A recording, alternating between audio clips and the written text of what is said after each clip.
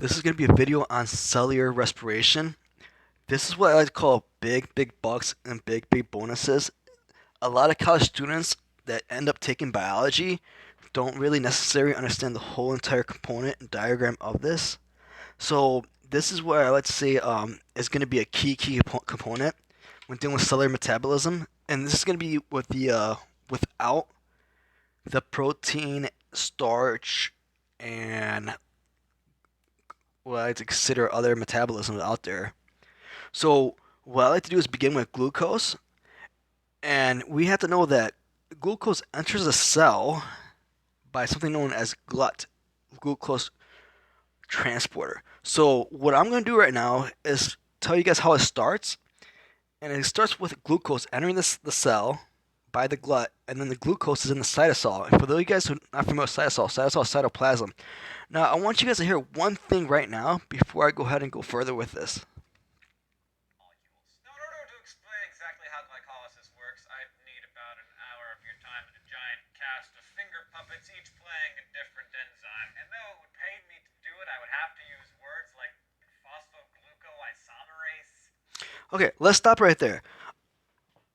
I know exactly what he's communicating about. He's talking about the glucose here and how it ends up being into a pyruvate form. And the way it goes about doing that is it has to go through enzymes. Now, real quickly, an enzyme is going to be a chemical substrate that deals with slowing down, speeding up the molecular reactions. So enzymes will be kinase, isomerase, hexokinase, phosphofructose. Those are considered enzymes. Now, you take glucose, and once it goes through the hexokinase enzyme, it becomes glucose 6P because it has taken what I consider phosphate from the ADP energy. Glucose 6P passes another enzyme that turns into fructose. Fructose is then converted into fructose 1,6P, and here we like to consider a triangle.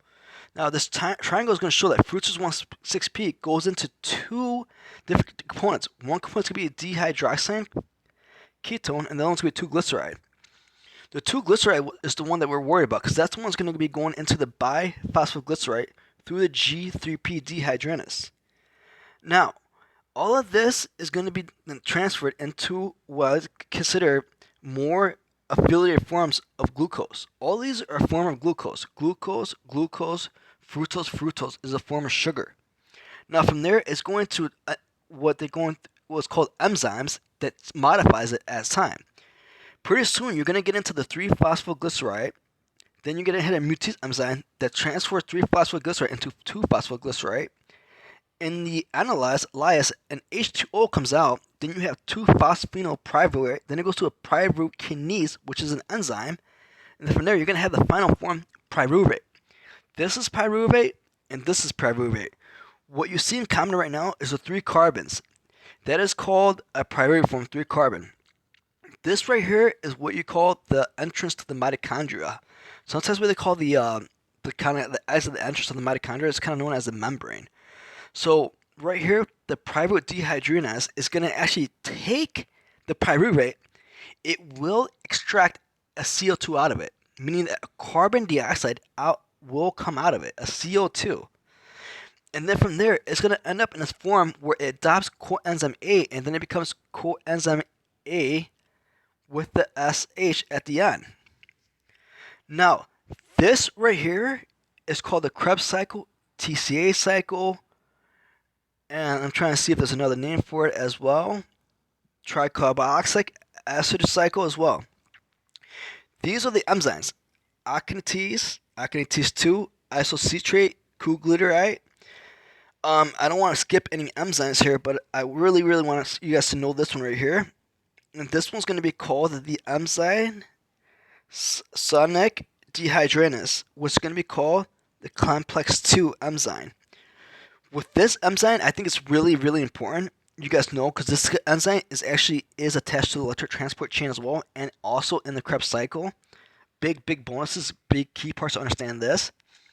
Here you have a stage of fumarate, and for you guys who aren't familiar, these are enzymes in between the boxes, and these are going to be called the stages of the carbohydrates. So with the stage of the carbohydrates, here's going to be 2 carbon, 2 carbon, 2 carbon. You see it loses a carbon here, and then it keeps on going through a continuous cycle all the way up to get malate, enzyme, and then oxalate. This is going to be the Krebs cycle. Now, once the Krebs cycle is further in detail, you're going to see here we got the electric transport chain with the enzyme 1, 2, 3, 4. So we got a lot of enzymes here, as we can tell. Complex 1 is the enzyme dealing with hydrogens. Complex 2 is attached to the Krebs cycle. So you guys can see how it plays a role in the electric transport chain and in the Krebs cycle. Coenzyme Q. You have a coenzyme SH above, and this can transfer into the complex 3 enzyme. And then here, complex 4. Bonus, complex 4 deals with the oxygen being converted into H2O. For those of you guys who understand information at Bloom taxonomy level, understanding oxygen, where it's going, where it's exiting, is going to help you out with the cellular equation. Now, since this is the animal cell, the equation you want is going to be the oxygen plus glucose, and then you want the outcome to be carbon dioxide and H2O. So here's glucose.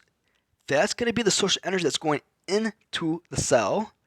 And then basically what's going to happen from there, that a carbon dioxide is going to get released. Carbon dioxide is an outcome. Another income in the cell is going to be oxygen, and the outcome is going to be H2O. So this should help you out with the understanding of what molecules are going into the cell and what molecules are coming out of the cell. If one thing I would try to understand is try to understand the enzymes and try to understand the carbon dioxide. So we have what I just considered 4 main components. We have the glycolysis, how the glucose is being converted from enzymes into a pyruvate. We have the pyruvate dehydrogenase, which tells you how it came to the acetyl coenzyme A. We have the Krebs cycle, TCA cycle, and we also have the electron transport chain. I honestly have not seen it in this full detail ever. This is going to be the greatest amount of detail I have ever released and seen. This actually contains every single thing known to mankind to me. Please contact me with information if you guys have any questions. I'll definitely put my email. I'm going to put my number out there as well. I already belong to 2 different biology club meetings. I'm going to post this video as well up there too. The reason why I want to make this video is because I put up my diagram onto a social network and I receive a lot of likes and a lot of feedback.